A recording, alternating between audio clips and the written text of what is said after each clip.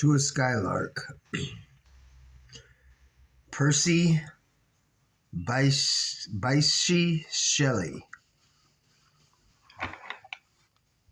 Hail to thee, blithe spirit, bird thou never wert, that from heaven or near it pour'st thy full heart in profuse strains of unpremeditated art.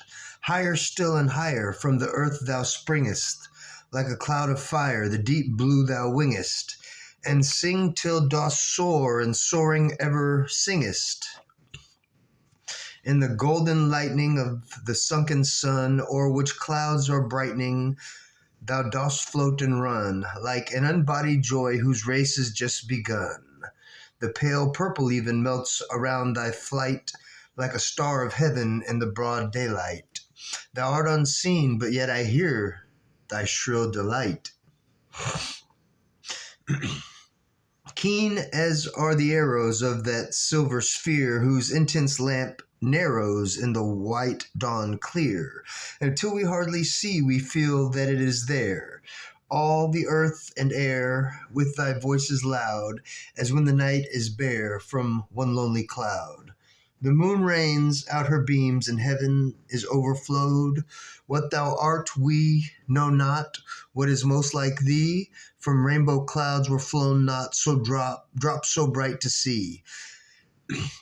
As from thy present showers a rain of melody, like a poet hidden in the light of thought, singing hymns unbidden till the world is wrought. To sympathy with hopes and fears it heeded not, like a high-born maiden in a palace tower, soothing her love-laden soul in secret hour, with music sweet as love which overflows her bower, like a glowworm golden in a dell of dew, scattering unbeholden its aerial hue among the flowers and grass which screen it from the view, like a rose embowered in its own green leaves, with winds deflowered till the scent it gives makes faint with too much sweet that these heavy-winged thieves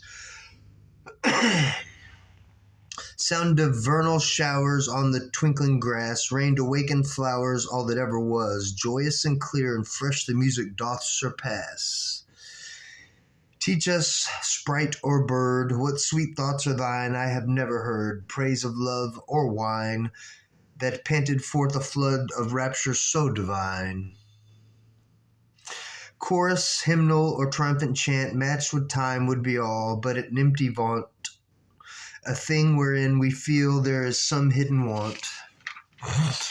Who objects are the fountains of thy happy strain? What fields or waves or mountains? What shapes of sky or plain? What love of thine own kind? What ignorance of pain?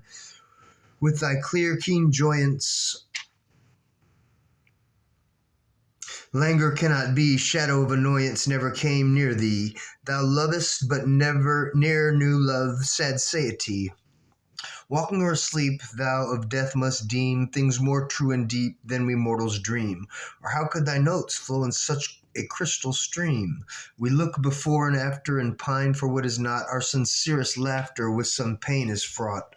Our sweetest songs are those that tell us of saddest thought.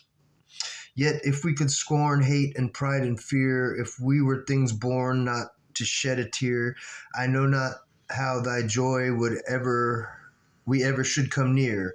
Better than all measures of delightful sound, better than all treasures that in books are found, thy skill of poet were, thou scorner of the ground. Teach me half the gladness that thy brain must know, such harmonious madness from thy lips would flow. The world should listen then as I am listening now. To a Skylark. For many years I've had a single bird follow me around the city, everywhere on my bike for years, day and night. When I go to sleep in my apartment, it'd be flying outside the window making this noise. I spent a lot of time trying to identify it. Guess what? It wasn't until a couple of years ago I was reading this poem that I realized what that bird was. And indeed it was. Healing, love, and light. We're all one.